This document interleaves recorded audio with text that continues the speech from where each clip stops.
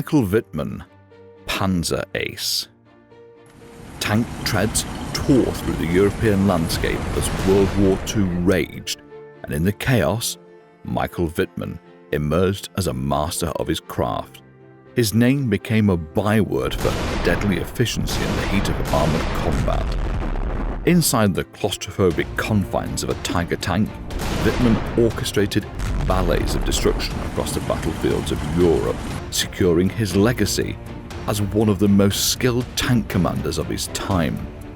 This is the story of a man who, in the smoke-filled theatres of war, became as much a myth as a soldier, a story where valor and controversy ride side by side.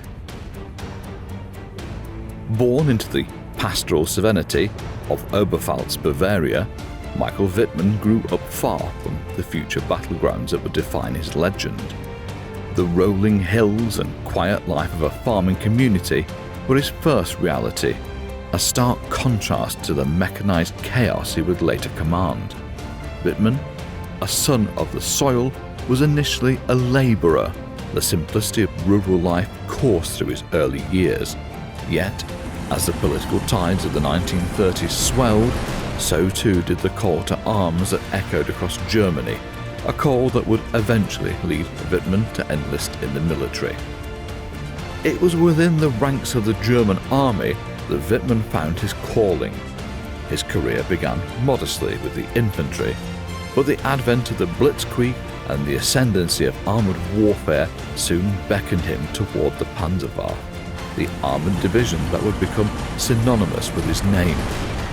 With a natural affinity for the powered machines at the heart of this new mode of war, Wittmann rapidly ascended through the ranks. His early demonstrations of valor and strategic insight foreshadowed the legendary status he would earn among the armoured giants of the Second World War. It was here, in the early throes of his military journey, that the seeds of Wittmann's future triumphs and tribulations were sown.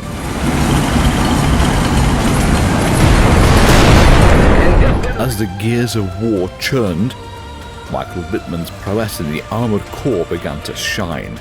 His initial accomplishments as a tank commander were not just strokes of fortune, but the fruits of an innate understanding of mechanised warfare.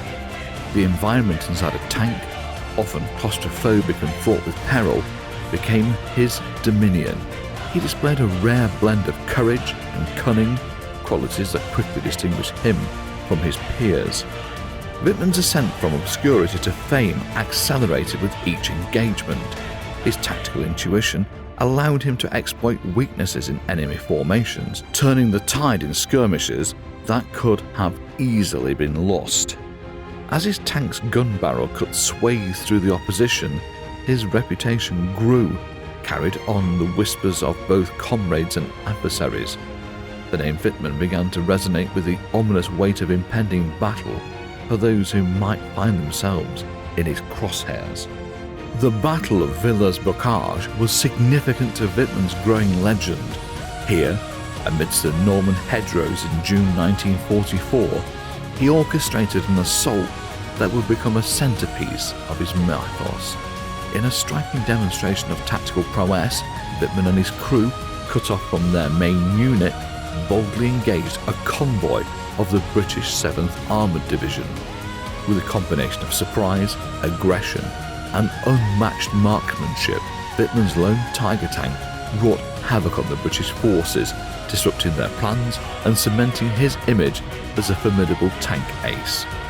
This singular action, a fusion of personal courage and technical mastery, catapulted Wittmann into the echelons of military legend, shaping the narrative for the contentious and multifaceted figure he would become in historical retrospect. His tactical prowess was a function of acute situational awareness and an analytical approach to the battlefield that often placed him steps ahead of his adversaries. He possessed an uncanny ability to read the terrain, to anticipate enemy movements, and to exploit the split-second indecisions that can turn the tide of battle. Wittmann's strategies were not born of reckless aggression, but were calculated risks, meticulously executed maneuvers that capitalized on the strengths of his unit and the vulnerabilities of his foes.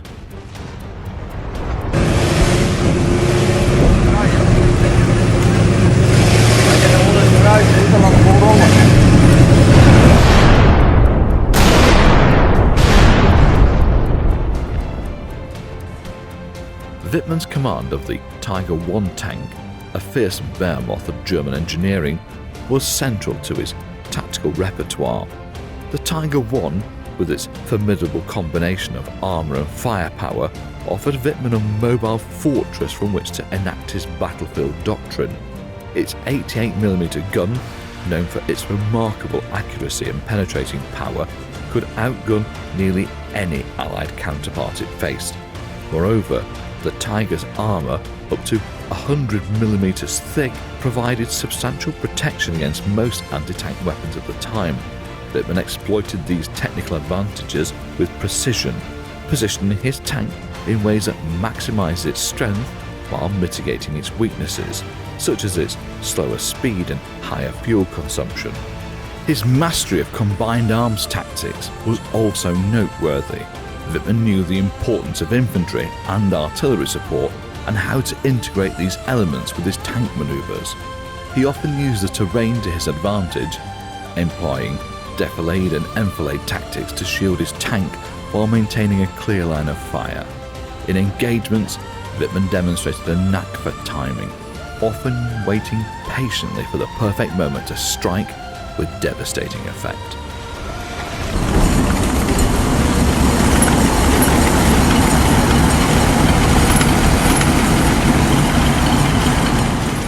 Moreover, Wittmann displayed an understanding of the psychological aspect of tank warfare. He used his Tiger as a weapon of intimidation, exploiting the notorious reputation of the Tiger I to sow doubt and fear in the enemy before a single shot was fired. This psychological edge often caused enemy units to retreat or hesitate, providing Wittmann and his crew with the opportunity to engage on favourable terms. Among the litany of engagements that punctuated Michael Wittmann's career, the Battle of Villers-Bocage stands as an important chapter. On June 13, 1944, Wittmann's Tiger tank, numbered 205, confronted elements of the British 7th Armoured Division. The engagement unfolded in the labyrinth of hedgerows and narrow lanes characteristic of the Norman countryside, a setting that would amplify the encounter's intensity. Wittmann's approach to this battle was marked by an incisive understanding of this tactical chessboard. As British tanks and carriers filed into the town, Wittmann launched an audacious solo assault. Manoeuvring his Tiger through the dense urban fabric, he exploited the element of surprise, targeting the column's head and tail to trap the units in between. His tank's gun roared, dispatching enemy armour and transport vehicles in rapid succession. Within the span of 15 minutes, Wittmann disrupted the British advance, destroying up to 14 tanks, 15 personnel carriers and 2 anti-tank guns, a feat that would echo through military studies for decades. Another significant battle that underlined Wittmann's capabilities occurred during Operation Citadel in the Battle of Kursk. Here, the vast open terrain of the Eastern Front tested the mettle of tank crews. Wittmann's unit, part of the SS Panzer Corps, was tasked with breaching the formidable Russian defences. Wittmann's tactical acumen was evident as he navigated minefields, anti-tank ditches, and relentless artillery fire. His crew's cohesion and their Tiger's robustness allowed them to inflict considerable damage on Soviet forces, underscoring the impact a single tank could have under a commander who knew how to leverage its strengths.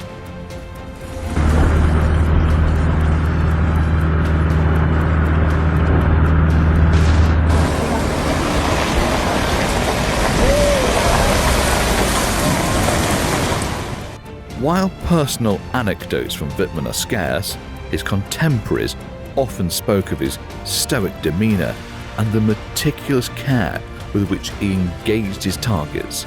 A fellow crew member once remarked, "He had an eagle's eye, and when Wittmann said, 'target at 12 o'clock, you knew it was exactly there." The legacy of these battles, forged in the intensity of combat, reflect Wittmann's strategic mindset and the respect he earned from allies and enemies alike. Through these confrontations, his name became closely associated with the deadly dance of tank warfare on the vast stage of the Second World War. Michael Wittmann's story is one of intense debate and scrutiny. His remarkable combat record has been closely analysed by historians, with some questioning the extent and veracity of his celebrated feats. There's a discussion around the accuracy of accounts from those chaotic times, considering the potential influence of wartime propaganda. While Wittmann is often praised for his military skill, this narrative is frequently contrasted with differing views on his overall impact on the war. Some scholars argue that his reputation may have been enhanced beyond the actual effects of his actions in battle. On a fateful summer day, August 8th, 1944, in Operation Totalize, the legendary tank commander Michael Wittmann faced his final battle. The fields near the small French village of Saint-Aignan-de-Cransnil became the stage for his last stand. Wittmann's Tiger, bearing the number 007, met a violent end, its steel form succumbing to the fury of the fight, and with its destruction, the exact circumstances of Wittmann's demise slipped into the realm of enduring enigma. In the aftermath, as the dust settled, the question of who delivered the fatal blow to Wittmann's Tiger became a topic of fervent speculation and research. A Canadian tank crew from the Sherbrooke Fusiliers Regiment is often credited with the decisive shot, their precise gunnery piercing the Tiger's formidable armour. Conversely, some accounts suggested it was the lethal precision of the British Royal Air Force from above that spelled the end for Wittmann. A more sombre and reflective theory points to the possibility of friendly fire, a chaotic misstep in the heat of battle that led to the loss of the German Panzer Ace. This man's name is well known, both for his skills in battle and the contentious era he was part of. Museums showcase his tank and share stories of his exploits, capturing the attention of those intrigued by military history. Yet, the full measure of Wittmann's legacy is often debated. Was he a hero of warfare?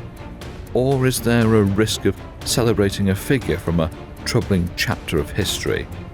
These conversations continue today as historians, veterans, and the public reflect on how to remember his actions. Films and books revisit his story, showing different sides of the man behind the Tiger tank's controls, ensuring that Wittmann's memory remains a topic of lively discussion. If you've been captivated by this journey through a slice of history, show your appreciation with a like and ignite a discussion in the comments. Don't miss out on future explorations. Subscribe and activate the notification bell. Until the next video, keep the flame of curiosity burning bright.